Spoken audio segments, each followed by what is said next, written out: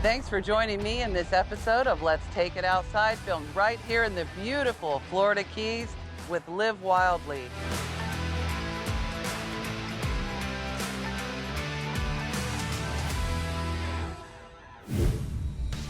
That's a good fish right Excited by the outdoors and driven by my love of travel, I'm on a mission to roam the globe looking for adventure. I want to inspire you to push your limits and get out of your comfort zone and explore the outdoors. Get ready to join me on Let's Take It Outside.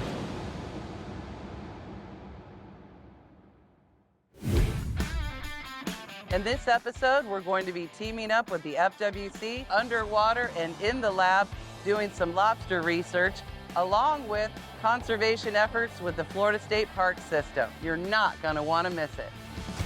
Let's Take It Outside is presented to you by Live Wildly Foundation, connecting people to wild Florida. Hey everybody, we're here at the Fish and Wildlife Research Center in Marathon, Florida, meeting up with Tom with the FWC today. Great, How you doing, great to Tom? see you this morning. Hi Tom, thanks for having us. Welcome to the Fish and Wildlife Commission's Research Laboratory in the Florida Keys. This is one of the most important places in the state, and today we're going to be looking at our lobsters. Right, it's all about the lobster today, and I heard you guys have a big 8-pounder that I'm going to get to meet. Yep, we work on everything there is to think about. So we've raised lobsters in our laboratory here. They grow about a pound a year, and our oldest one right now is about 8 years old at 8 pounds. Awesome. Come on inside and join the fun. And this is where all the math and the science takes place indoors. And then later on, I know we're going to go outdoors and get wet and do some real research. You are going to help us catch and measure lobsters today. It's the off season. That's really when we start doing most of the work. This time of the year, there'll be a lot of very small lobsters, as small as your thumb. So we'll be out there catching those, measuring them, seeing how healthy they are. And that will actually predict not this coming August when the season opens, but a year from now, next August, when we'll have them here. So this is a female lobster. She's about 7 pounds. She was just mated with.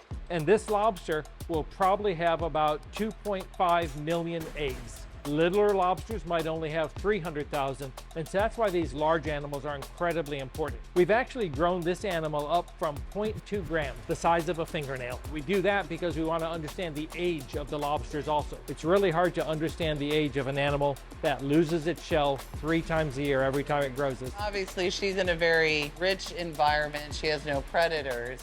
So do you feel like they grow a little bit bigger where they are here because of that? That's sort of the trick of aquaculture. They actually grow the fastest in the wild. Oh. Not because they grow faster, but because the ones that didn't grow got eaten.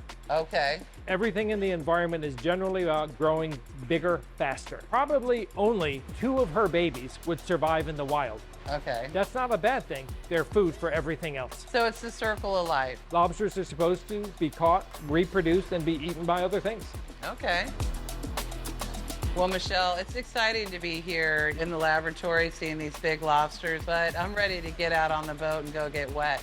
Catch them for ourselves. What do you say? I say it looks like a beautiful day outside, and I'd love to see these guys in the wild. Exactly. It is the Florida Keys, so let's go get wet. Let's do it.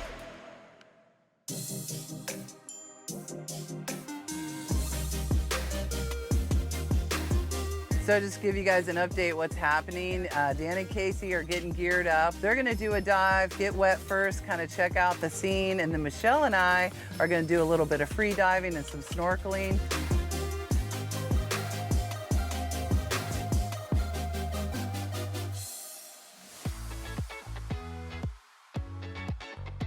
So you went down and did all the hard work. Yeah, I did all the fun stuff. Know. Actually, the fun stuff too. So what are we gonna do right now? This is like what you do on the day-to-day. One of the things that we do is we can look at the health of lobsters and just kind of monitor them, make sure that the population is looking okay. And we can use this really neat little tool by just drawing a drop of blood and putting it on our refractometer. We can tell how healthy it is nutritionally. Wow. So to make sure it's been eating and stuff. We can do a couple of things. So first off, you can tell they're covered in spines. That's their protection, and it's safety in numbers because, you know, they don't have the claws like the Maine lobsters.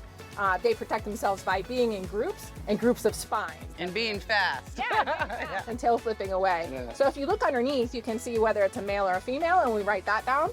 So the way you can tell is you can look for these. These are the gonopores. This is a male.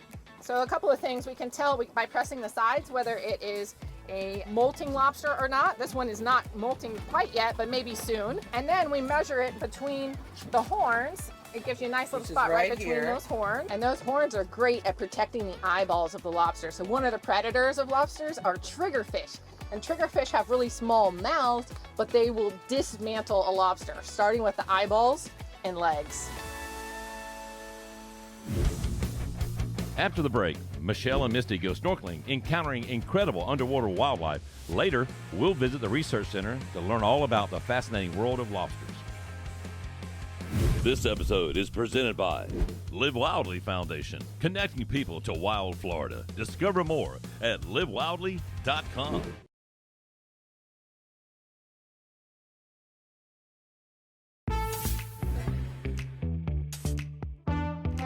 So Misty, we left Florida Bay, we crossed onto the 7 Mile Bridge, and now we're here on the Atlantic side at Delta Shoals, which is about a mile, give or take, from Sombrero Reef. And whenever we arrived, we noticed that this is a nice reef system. There's some sandy bottom here. Look how beautiful it is. I mean, the water is crystal clear. You can't ask for more. Right whenever we arrived, of course, the little Sergeant Majors and other tropical fish started coming up to the boat. So what are we gonna find here? I don't know, but I'm ready to get wet and find out.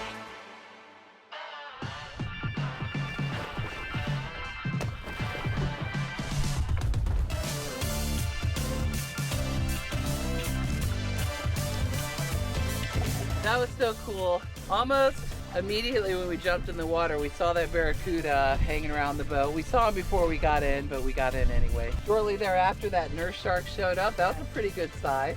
Yeah, pretty good sized fish. The treat for me was seeing this little turtle swimming around on a sandy bottom, and such a pleasure to see all these things kind of cohabiting together in this ecosystem is beautiful. And this is just what Living Wildly is all about right down here in the Florida Keys.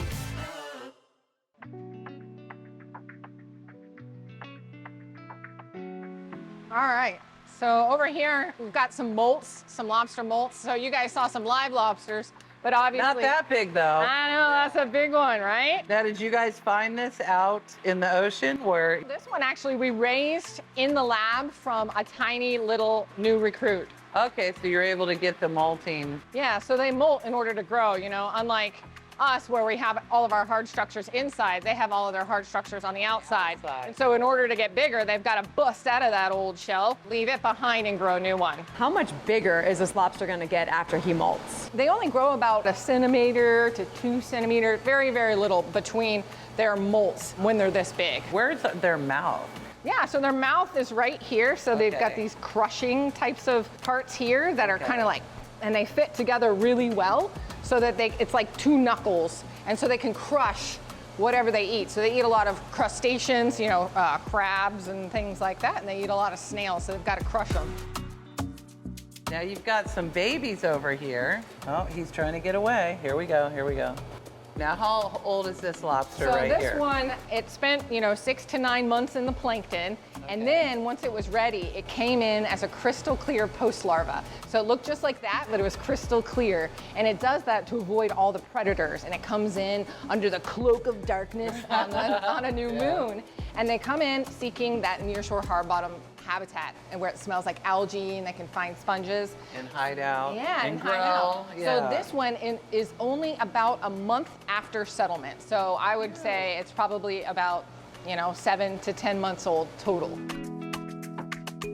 What's the best strategy for me to scoop up this guy? Well, that one, I would say you could try to scoop them in the shelter or you can just grab them. They're not quite as spiny as their other congeners. Oh, there he goes. There you go. The spotted spiny lobster, Panulera scutatus. Now these guys are really important predators on the reef. Because they live on the coral reef all the time, they'll eat things like the things that eat coral. So they'll eat the snails and the fireworms that eat corals. So they're important And that's a part good of thing. Exactly. Okay, yeah, we want it because we're trying to restore our coral reefs here. These guys are helping make it happen too. And one thing I found out today, lobster pee is very important. It's important to, do I feel good? Do I feel bad? Do I want company? You know, so lobster pee is very important, how these guys communicate and get to know each other. Those are the little pee holes. So I really enjoyed the baby lobsters. They're so cute. And of course, the spotted. But do you guys have anything bigger we could take a look at? We do. We've actually been doing this. Did I hear big lobster? Yeah. Tom. Joking. Most of the work is done on little lobsters, but the big lobsters are truly impressive animals. I've been raising these since 1999 to do different things, mostly to understand how big they are, how many eggs they can hold, and we do have a few animals in the lab if you'd like to come see those right now. So this is about 2,000 gallons of water, and right now we've got 4 very large animals. I think we've had these for 8 years. 2 things are gonna happen. It's gonna be pretty heavy. Okay. And if the tail's pointed towards you, there might be half a gallon of water coming. I'm gonna get wet. Here we go. Oh. And this is the, so Okay, here we right go. here, I'm gonna turn it towards you. Okay, wow. And now scoop it up. Okay, got it. Nice job, Misty. That is It's a lot easier in here than out in the ocean. Look at that. So that's about an 8-pound female. We think they get up to about 20 pounds. I've only ever seen a 15, but that's based on age projections. I've seen some parts of lobsters from the strong. Bahamas that were much, much bigger. This is how you live wildly. Stay with us. Misty and the crew will be getting their hands dirty at Indian Key for a mangrove cleanup. It's a journey you won't want to miss. Take It Outside is brought to you by West Volusia County. Experience Old Florida new vibe. Putnam County. Experience the bass capital of the world and Florida's greatest outdoors.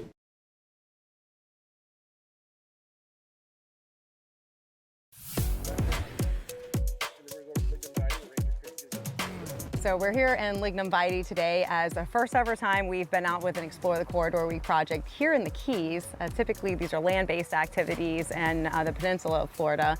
And while we're out here, Thomas, what can we experience today? Yeah, we're excited. There's a group of volunteers that have already gone out. So there's people that are volunteering to be part of Explore the Corridor Week by coming out and helping pick up trash at Lignum Vitae and also at Indian Keys. And I'm excited. I'm glad that you guys, for the first time, have brought it down here to the Florida Keys. It's time to get dirty, folks. Let's do it. Yeah. Looking forward to it. We know we said we're going to do some cleanup, but first we're taking a step back in time. We're on our way to explore the Matheson House, built in 1919 as the home of a wealthy chemist that now serves as the visitor center for Lignum Vitae Key Botanical State Park.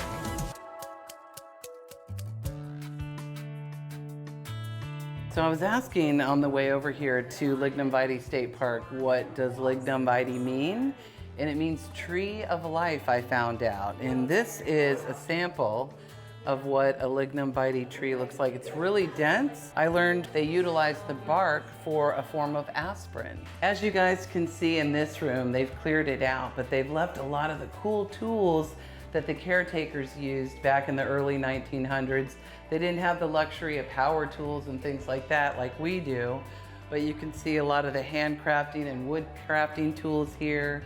If you come over here, you'll see a lot of the bits, the screwdrivers, you know, different things. This is what they had to work with back then, and this was, you know, probably some high-end stuff. So we're doing something a little fun and unique before we do the island cleanup today. We're doing a Gilligan's Island costume contest, so I've got to go and get changed.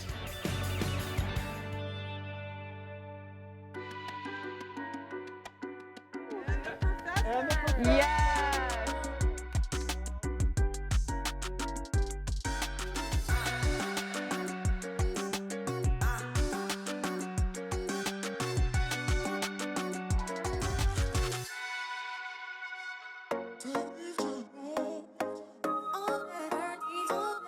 So Misty and I just arrived at Indian Key Historic State Park.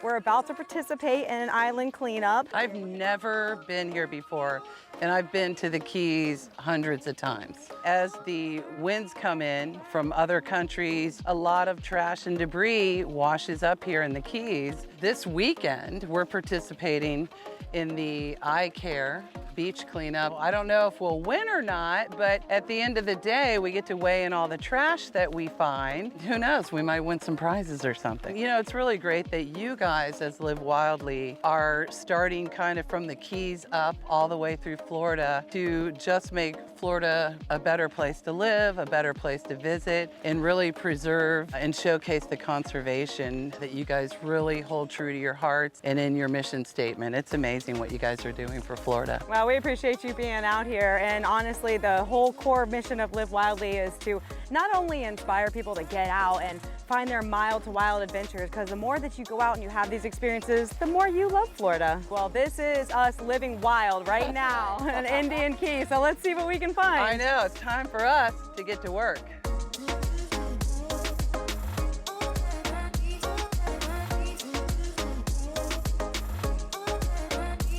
What do you guys think about the trash cleanup? Woo!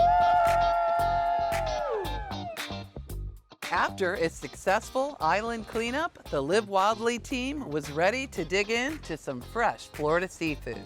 Our philosophy has always been fresh local seafood. That has been basically the key to our success since day one. We don't serve anything that's not from our waters.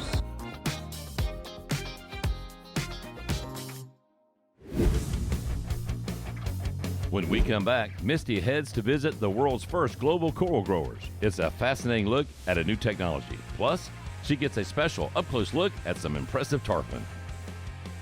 Let's Take It Outside is brought to you by Visit St. Pete Clearwater, home to America's best beaches, vibrant arts, and amazing outdoor experiences. Shepherd's Beach Resort, Tampa Bay area's #1 entertainment and beachfront resort.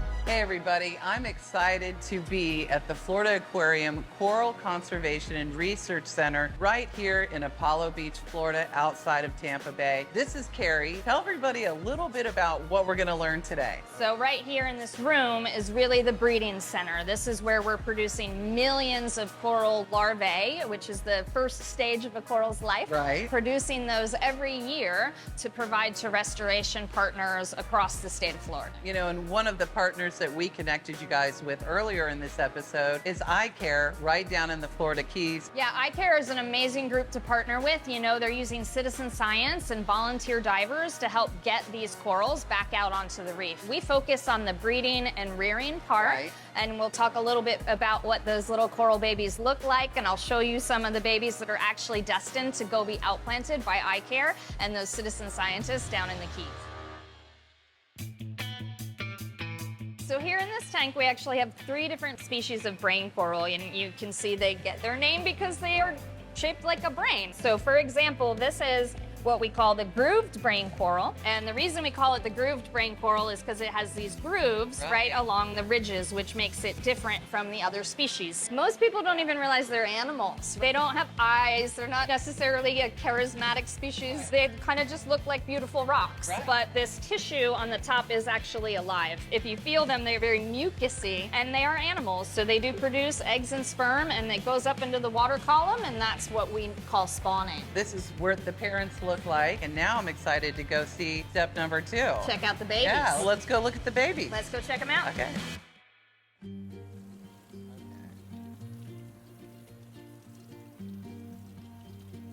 We just looked at some of our grooved brain coral parents, and these are actually grooved brain coral babies that are just about 4 months old. Okay. And I noticed you put them on these little tiles to feel like they're adhering to a reef. Correct. So each one of these dots is a grooved brain coral baby. We do have obviously some algae growing in here, so that's one of the things that baby corals battle in the wild, and we battle it here as well. So we use these tiny little snails that actually are going around and grazing that algae off of the coral tissues. And this pink algae releases a chemical cue that coral larvae knows that that's a reef. Okay. And that's where I should live.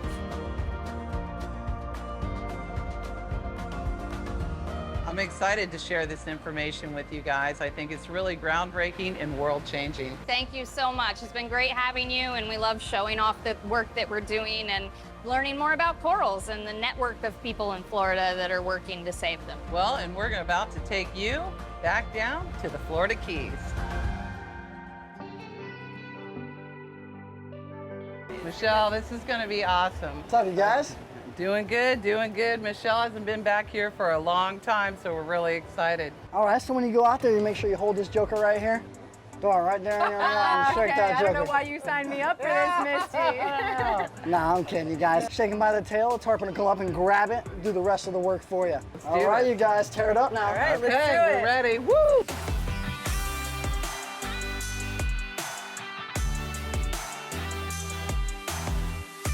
One of the main things that Live Wildly is about is connecting people with nature so that they see how easy it is to love nature. Right. Misty, I just wanted to thank you for bringing us down here and showing us You are such a good so time. welcome. Whether you ended on a wild note or a mild note, it's always great down here in the Florida Keys.